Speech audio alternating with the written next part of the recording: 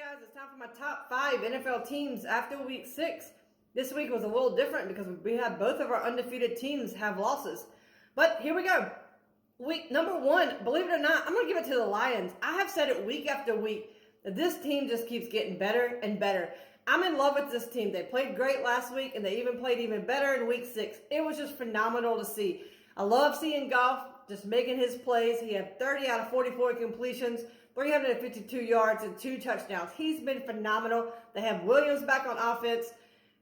It's really going to move the ball even more. It's going to be great for them.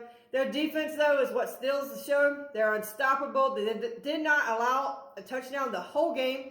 They broke up 9 passes and had an interception. This team is great. This team is phenomenal. Keep watching them because they're going to continue to be in the top. You can make run plays, you can make pass plays, and you can make defensive plays. That's what you want out of a football team. It's just great for the Lions. Number 2, I'm giving it to the Dolphins. They had a slow start in the first quarter, but finally they got it together, and they were able to kick the Panthers' butt like we all knew that they would. They were phenomenal. Mostert, Hill, Waddle, they all had touchdowns. They all were just great.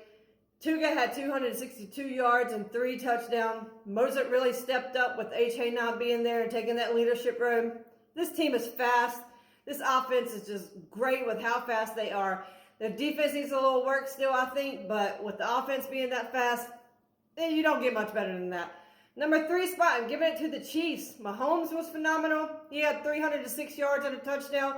Kelsey kind of stole the show. He was all over the place. He had 124 yards, and he had 5 first downs.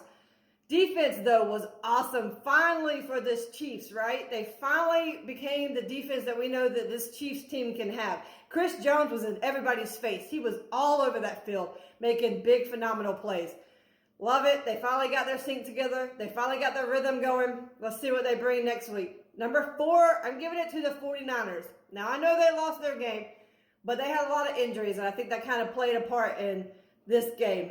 You know, with Debo getting hurt and McCaffrey getting hurt, Purdy kind of did what he could. Even though he ended up having an interception, he did kind of still continue to bring the team down as much as he could down the field.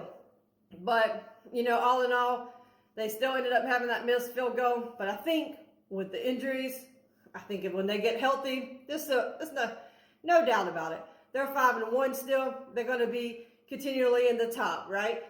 All right, so this number 5th spot, I actually kind of struggle with. So many lists had, like, the Eagles in this spot. And I did write them down for a second. But, you know, going over stats and looking back through the game, I was like, I'm not going to put them on my 5th. I don't think Hurts played great at all. He had 3 interceptions. I mean, it was actually a horrible-looking game on offensive. They couldn't run the ball at all. Like, it was just not great. So I scratched them out this week.